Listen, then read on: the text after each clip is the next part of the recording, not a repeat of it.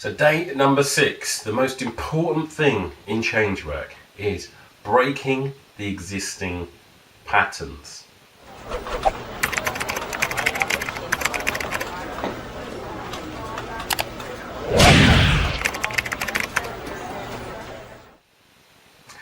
Hi, welcome to the MindBody project and welcome back to day number 6. We're looking at behavioural change for 2019, and today is about breaking existing patterns. So if I was to rewrite psychology in universities, the first thing I would teach people to do is have a skill of breaking patterns, behavioural patterns, or breaking neuro associations.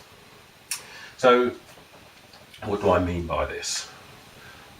Let's say, right, when you have a significant emotional event, something that's happened to you in the past,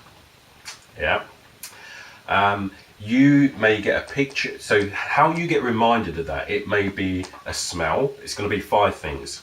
It's going to be a picture, which I've just drawn there. It may be a sound or someone's voice. It's going to be a feeling, maybe internal feeling, or someone touches you in a certain way. It's going to be something that smell or something taste. That's how your brain encodes everything that's happened in the past, and it does that in a holographic memory.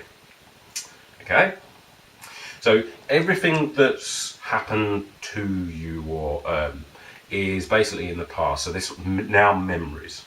But what your brain does is, if something's quite emotional, then what it will do is it'll encode it in a different area to say something where you feel trivial about. So it'll put it in a different location. Okay? Now, what will happen is, when you think about this, so say if the trigger happens, the ABC and the CBT, say the trigger happens, then automatically, neurologically, it goes straight through and goes to and reminds you of the past, the picture, the sound, or whatever. That's what happens. So when people, if they have an event, a post-traumatic event, then they're going to get, as soon as they think about the picture, then bam, their body's going to react as if it's happening now, because it's quite an intense emotion. Okay, so that's what happens. So that's the point. So it's automatic negative thoughts, if you want to say that. Now, how do you break those patterns? Well, let me give you some examples, because essentially what I want to do is learn how to break it so that it doesn't happen. So when I think of this picture, I have a different feeling.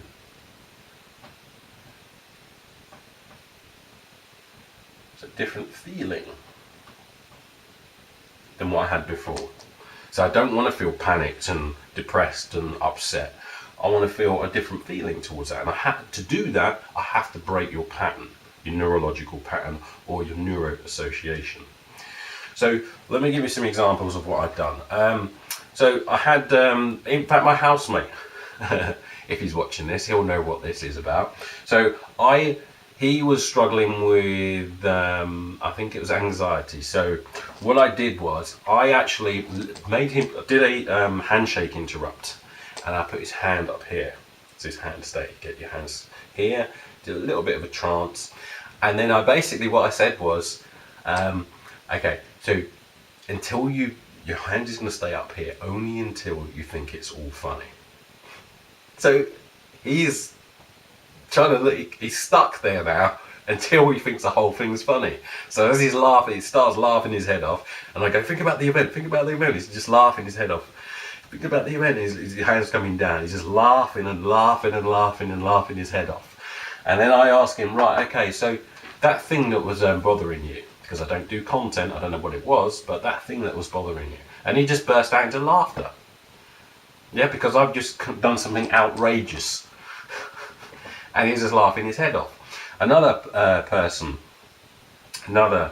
someone else, they come along and they were talking to me, and they were just about to get upset. They go, and then they got some water and went. Now you have to have rapport with the person to be able to do that. In psychology, you wouldn't do that because it's unprofessional. And that's my whole advantage here. It's because it's outrageous. You have to do it outrageously so that people do not know. They're just going to think, what the hell is wrong with this person? Yeah, you have to be outrageous when you're breaking a pattern. I did that and they went, I go, sorry. Tell me again what we were talking about.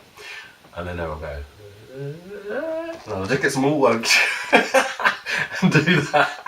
And I'll, what the hell are you doing? I go, sorry. It's just accent. Go on, tell me again. And then they would just go, and then this time I'd pick up some cards and go, pick a card. And I go, what? Pick a card. You go, what the hell?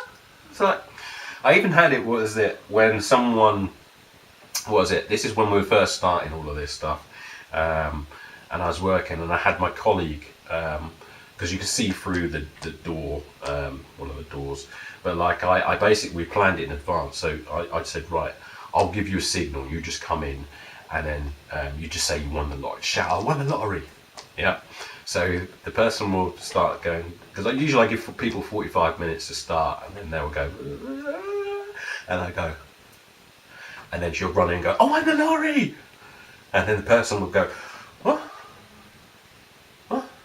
Because it's so outrageous when they're actually in this pattern, this pattern's coming on, then what I'm doing is it's like a record, I'm scratching it. And then they would play the record again, and then I'll scratch it somewhere else. Then I'll play the record again and scratch it somewhere else. Now, I used to DJ quite a bit. And with a scratch record, you try and mix that in with another record, it's just going to jump. You just can't play the record. Yeah, so you're going to it's just clanging. It's just like, you look like a very bad DJ.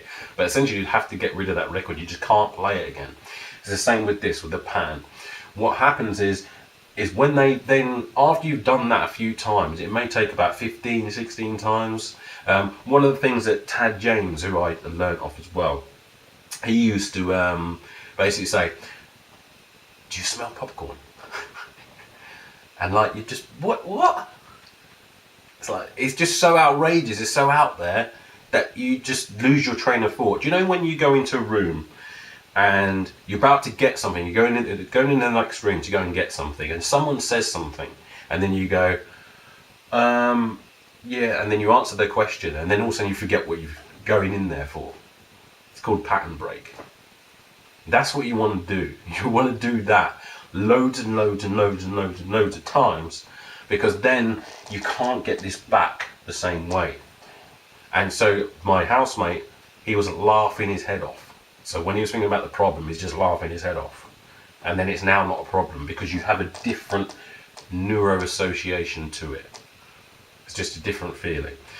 That's the thing, but doing that, you have to do that before you can actually learn a new behavior or override that behavior. So you need to do that. It needs to be the fundamental thing. If all the things that you need to do is this thing, because what happens if you don't? If you just try and learn another behavior and you've still got this pattern running, what happens is when it's a time of stress, when it's a time of anxiety, or when something goes wrong, you go back to your old pattern. And that's why in March, a load of you are going to go back to what you were doing before. Yeah, and then it's back to square one, and then it's like, that's what relapse is. If you don't break the pattern, then you relapse. That's why so many people relapse. Okay? So very, very important. The most important thing in change work is this. So you have to find a way to break this pattern.